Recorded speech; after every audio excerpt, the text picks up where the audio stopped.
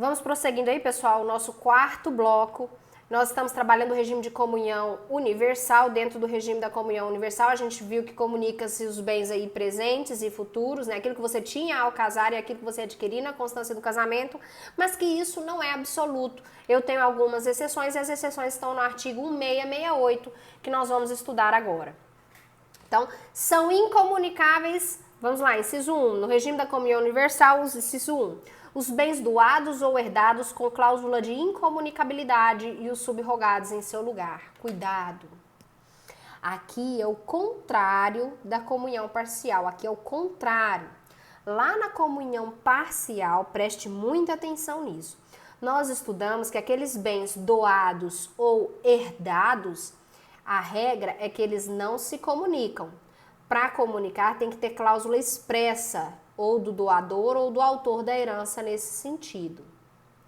Aqui não.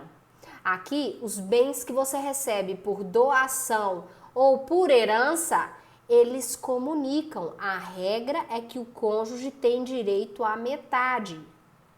Ele só não vai ter direito à metade, só não vai comunicar se expressamente o autor da herança ou o doador colocar uma cláusula expressa de incomunicabilidade. Então, aqui, a regra é que bens doados ou herdados comunicam. Mas, se esses bens doados e herdados vierem com uma cláusula expressa de incomunicabilidade, aí não vai comunicar. O outro cônjuge não terá direito à metade, tá? Muito cuidado que a regra aqui é o inverso da comunhão parcial. Na comunhão parcial não comunica, mas por exceção pode comunicar. Aqui a regra na comunhão universal é que comunica e como exceção é que pode não comunicar, tá certo? Bom colocar isso aqui numa questão de avaliação, né? Inciso 2. Os bens gravados de fideicomisso e o direito do herdeiro fideicomissário antes de realizada a condição suspensiva. Vocês vão estudar em direito das sucessões a figura do fideicomisso, tá certo? O fideicomisso, eu vou dar um exemplo para vocês. Ele tem duas figuras ali, o fiduciário e o fideicomissário. Então, eu faço um testamento e nesse testamento eu coloco assim, ó.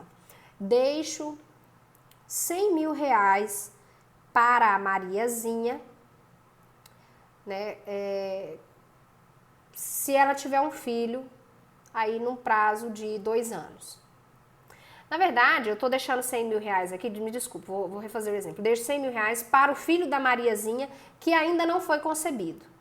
Então, veja, eu estou deixando esses 100 mil reais aqui, é para o filho da Mariazinha, que ainda não foi concebido. Se eu não falo nada, doutora, ela tem 2 anos para conceber esse filho. Então, eu morri. Como eu deixei esses 100 mil reais para o filho dela, ela vai ficar como a fiduciária, ela vai guardar esses 100 mil reais. Se ela tiver o filho, ótimo, 100 mil passa para o filho dela. Professor, e se ela não tiver o filho? Pode ser que se eu não coloquei uma cláusula falando que ela substitui o próprio filho, esse 100 mil volta para a herança, volta para o monte e vai ser partilhado com os demais herdeiros. Mas veja, vamos supor que Mariazinha seja casada no regime de comunhão universal. Ela vai ficar com esses 100 mil durante um período enquanto ela não conceber, né? Eu tô falando aqui de um concepturo, não é nem nascituro, é aquele que ainda nem foi concebido e nem sei se vai ser concebido. Como ela está ali como a depositária desses 100 mil até a concepção e o nascimento do filho, né? Ela tem ali 2 anos para conceber, como regra. É óbvio que esse valor ele não pode comunicar, porque se ela divorciar nesse período, enquanto ela ainda não concebeu, se ela divorciar, ela vai perder 50 mil reais no regime de comunhão universal. Então, é por isso que aqui a regra da incomunicabilidade, elas traz certamente, de forma certeira ali, né, de forma assertiva o fideicomisso. Quando você recebe algum fideicomisso, né, esse valor que vem de herança para um concepturo, esse valor, ele está pensando ali, é no concepturo, naquele que ainda vai ser concebido, esse valor é dele. Então, esse bem não integra o seu patrimônio, tá? Ele fica ali temporariamente, por esse motivo, ele não vai comunicar num eventual regime de comunhão universal, tá? Ele fica como um bem incomunicável, um valor incomunicável que vai ou para o fideicomissário ou volta para a herança, para o monte, tá certo? Não se preocupem muito com o Instituto do Fideicomisso, não, porque as regras específicas de fideicomisso, elas vão ser estudadas lá no direito das sucessões, tá bom? Tem aula específica sobre fideicomisso. Inciso 3. As dívidas anteriores ao casamento, salvo se provierem de despesas com seus aprestos ou reverterem em proveito comum. Então, veja, aquelas dívidas, cuidado, tá? Aqui. As dívidas que você possuía antes do casamento, mesmo no regime de comunhão universal, elas não se comunicam. Ah, professora, mas ali em cima você acabou de falar que comunicava. Cuidado.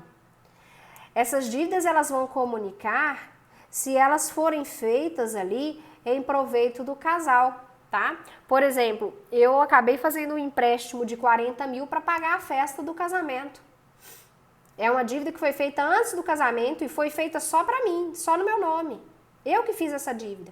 Mas é uma dívida que vai comunicar por quê? Porque esse financiamento, esse empréstimo de 40 mil, eu fiz para pagar a festa de casamento, que o meu cônjuge usufruiu. Foram com os aprestos, com os preparativos do casamento. Ou então, eu fiz uma dívida de 30 mil reais para comprar os móveis da casa. Eu fiz a dívida até mesmo antes de casar, tá? Mas é uma dívida ali em prol dos dois, né? Então, todas essas dívidas, essas obrigações anteriores ao casamento, se forem feitas em benefício do casal, em benefício da família, né, para a economia doméstica, elas vão comunicar, tá certo? Agora, se foi uma dívida individual, anterior ao casamento, que em nada beneficiou o outro cônjuge, aí aqui ela não vai comunicar, tá? É uma regra específica. As doações antinupciais feitas por um cônjuge ao outro com cláusula de incomunicabilidade.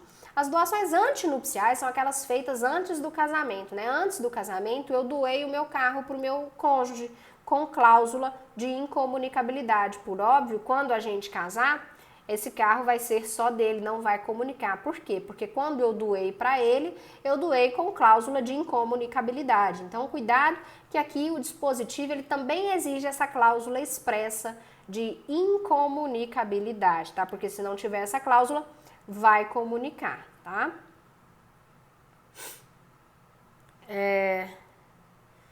Vamos mais aí.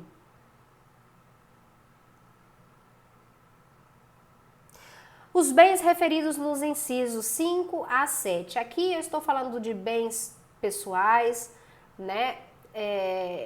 Livros, instrumentos de profissão. Estou falando do direito ao salário, do direito lá às pensões, meio-soldos, montepios, tá? Tudo que a gente viu no artigo 1659, tá? Aqui também elas são incomunicáveis, tá? Cuidado, o direito a receber os proventos, os salários, é que não comunica. Bom, uma vez que integra o patrimônio, por óbvio, passa a comunicar. O próximo regime que nós vamos estudar, pessoal, é o regime... Peraí, pulei alguma coisa?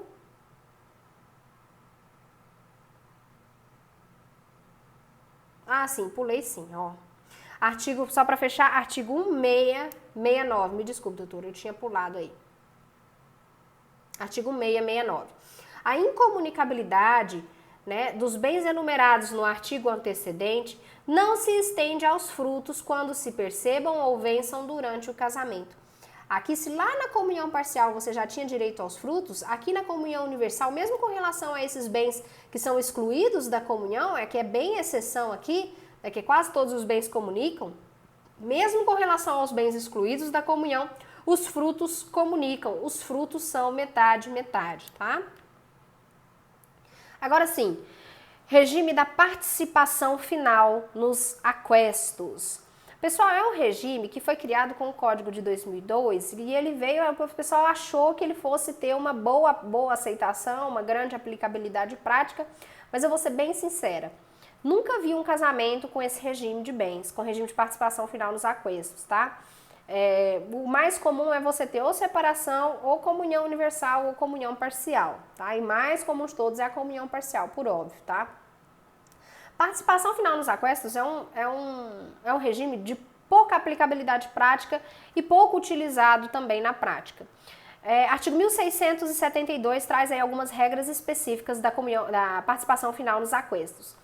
No regime de participação final nos aquestos, cada cônjuge possui patrimônio próprio, consoante disposto no artigo seguinte, e lhe cabe, à época da dissolução da sociedade conjugal, o direito à metade dos bens adquiridos pelo casal a título oneroso na constância do casamento.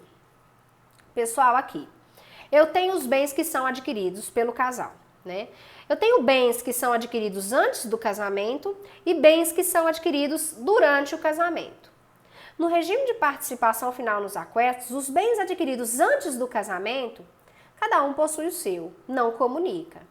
Agora, dos bens adquiridos na constância do casamento, durante o casamento, eu tenho ainda bens que são adquiridos de forma exclusiva e bens que são adquiridos pelo casal. Então, mesmo após o casamento, se eu adquirir sozinha um bem, é um bem só meu. Cuidado que lá na comunhão parcial ou na comunhão universal, quando eu adquiro um bem, ainda que esteja só no meu nome, é dos dois. Aqui na participação final nos aquestos, não. Quando você adquire um bem exclusivo, só no seu nome, esse bem não vai integrar ali a participação dos aquestos, tá? Então, para comunicar, tem que ser um bem adquirido na constância do casamento e tem que ser adquirido pelos dois, pelo casal, e não apenas por um só. E aqui, por óbvio, né, eu tenho que provar o meu esforço comum, eu tenho que provar que eu colaborei para a aquisição desse bem, que foi de fato o casal que adquiriu o bem, tá? Então, eu preciso da prova do esforço comum. Artigo 1673, parágrafo único, diz assim, que os cônjuges eles podem livremente dispor dos móveis, eu só preciso de autorização para os imóveis. Por quê? Porque pode ser que desses imóveis eu tenha aí alguma participação também nos aquestos, né? Então veja, eu só vou apurar quanto que eu tenho direito na dissolução do casamento. No momento em que eu vou dissolver, né, o casamento, aí a gente vai falar assim, opa, quais foram então os bens que nós, casal, adquirimos na constância do casamento? Aí o casal vai fazer o levantamento, o balanço dos aquestos para poder dividir, tá certo? Então eu preciso de um balanço patrimonial ao final do casamento para saber exatamente ali quais bens vão entrar ou não na meação, tá? Isso é feito após a dissolução da sociedade conjugal, tá? Eu vou apurar ali quais bens são de cada cônjuge e quais bens ali foram adquiridos a título oneroso pelo casal na constância do casamento para dividir ali entre os cônjuges, tá? Artigo 1683, 1683, verificar-se-á o montante dos aquestos, a data em que cessou a convivência, tá? Só com o fim da convivência ou ali do casamento, né, da união estável, enfim, é que eu vou apurar o montante dos aquestos para poder partilhar. Até então, eu não sei, eu não fiz um balanço ainda. E quais são os bens excluídos aí, né? Artigo 1674, sobrevindo a dissolução da sociedade conjugal, excluem-se da soma dos patrimônios próprios os bens anteriores, inciso 1, os bens anteriores ao casamento e os que em seu lugar se subrogam. A gente já estudou sobre essa regra, né? Bens anteriores ao casamento são bens próprios, aqui também não vai comunicar. E os que sobrevierem a cada cônjuge por sucessão ou liberalidade. Aqueles que vierem por título de doação ou herança também não vão comunicar. E inciso 3, as dívidas relativas a esses bens, né? As dívidas que estiverem relacionadas aos bens particulares também não integram os aquestos finais ali, o balanço patrimonial final, tá bom? Então, é um regime que eu só vou comunicar os bens adquiridos onerosamente na constância do casamento pelo casal, ficando provado aí o esforço patrimonial para tanto, tá? Eu só tenho direito a receber os bens que eu participei, que eu colaborei para adquirir. Pouquíssima aplicabilidade prática, né? É um regime confuso, né? Tem regras aí específicas, então os cônjuges, as pessoas que vão casar, conhecem muito pouco esse regime e aí acaba não sendo um regime escolhido aí na grande maioria dos casos. Pessoal, estamos nos aproximando aí de 15 minutos do nosso último bloco e falta o regime da separação convencional ou absoluta. Eu acho que eu vou deixar esse regime para a aula que vem, porque ele tem regrinhas um pouco específicas aqui também. Vou deixar ele para a próxima aula, tá? Ou não? Acho que dá tempo, hein? Estender. Vai estender mais uns 2, 3 minutinhos aí, mas vamos. Item 12.8, regime da separação convencional ou absoluta. Separação de bens, separação convencional, separação total, separação absoluta. Tudo isso quer dizer a mesma coisa, tá? É aquele regime de separação de bens em que você quer casar com separação. Aqui os patrimônios nunca vão comunicar. Eu nunca vou falar de patrimônio comum. É sempre bens antes do casamento, bens do marido e bens da esposa, após o casamento, bens do marido e bens da esposa. Você não fala em patrimônio comum, você não fala em bens comuns, cada um vai administrar os seus bens de forma individual e aqui no regime de separação convencional, eu não preciso da outorga conjugal, que nos outros regimes eu preciso, porque é a exceção. Tá? Regime de separação convencional ou absoluta, não preciso de outorga conjugal para alienar, vender alguns bens lá para praticar determinados atos, como nós vimos ali na aula passada ainda, né? Cuidado, tá? Não confunda com o regime de separação obrigatória, tá? Você tem separação de bens total, convencional ou obrigatória legal. Isso aqui não é obrigatório, é quando as partes querem casar nesse regime, tá? Artigo 1687 estabelece aí que não tem nenhum ponto de interseção patrimonial, né? Nenhum ponto em que o patrimônio se torna comum. Artigo 1687. Estipulada a separação de bens, estes permanecerão sob a administração exclusiva de cada um dos cônjuges, que poderá livremente alienar ou gravar de ônus real, tá? Você não fala aqui em bens comuns, bens adquiridos na constância do casamento não são bens comuns. Cada um administra e adquire os bens em nome próprio, tá? Não tem comunicação de bens. Lembra daquela súmula 377 do STF? A súmula 377 ela se aplica, né, que é aquele bens adquiridos na constância do casamento vai comunicar. A súmula 377 ela só se aplica para separação obrigatória. Ela não se aplica de forma alguma para separação convencional de bens. Então, aqui, nesse regime específico, eu não tenho a aplicação da súmula 377, tá?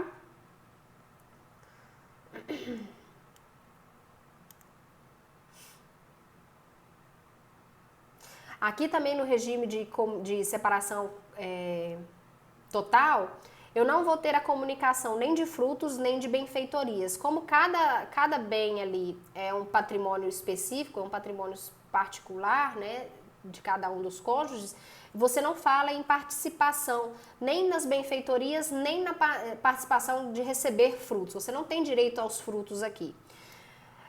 Cuidado, pessoal, quando você tem a colaboração econômica. Por exemplo, eu sou casada no regime de separação convencional, mas eu comprei um carro e desse carro meu marido me deu 20 mil reais para eu comprar o carro. Ele me ajudou a pagar o carro com 20 mil. Cuidado, o carro está só no meu nome. Então, perante a lei, todo o valor do carro ele é só meu. Aqui não estou aplicando uma regra de regime de bens, mas eu posso trabalhar com um direito de indenização. O meu cônjuge ele pode pleitear com a ruptura do casamento uma indenização desses 20 mil, pedir esses 20 mil de volta.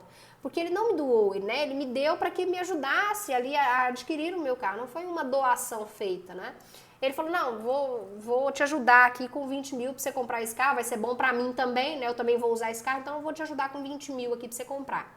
Cuidado, o carro está só no meu nome, é um bem que seria só meu, não tem patrimônio comum, não tem que falar de patrimônio comum aqui, mas para evitar, né, o enriquecimento sem causa, a lei trabalha com a possibilidade de uma indenização, sem aplicar regime de bens aqui, tá? Eu vou trabalhar visando o enriquecimento sem causa, ele poderia pedir uma indenização desses 20 mil que ele empregou ali para adquirir esse bem, tá? Mas isso tudo é prova dele. Ele é que vai ter que provar que pegou esses 20 mil, que me deu os 20 mil para que eu pudesse adquirir o carro, que fosse bom para nós dois, que eu acabei comprando o carro só no meu nome, mas que tem 20 mil dele ali dentro aplicados, né? Então, isso tudo é prova dele, tá? Cuidado aqui que as despesas, né, do casal ali, da família, elas devem ser custeadas por ambos os cônjuges na proporção dos rendimentos. Mas isso admite cláusula em sentido diverso em um pacto antinupcial, tá? Artigo 1688. Então, as dívidas são dos dois, né? A manutenção do lar, ela cabe aos dois, mas isso pode ser estipulado de forma diversa num pacto antinupcial. E para fechar, as dívidas aí não se comunicam, exceto as que forem para a compra de coisas necessárias à economia doméstica.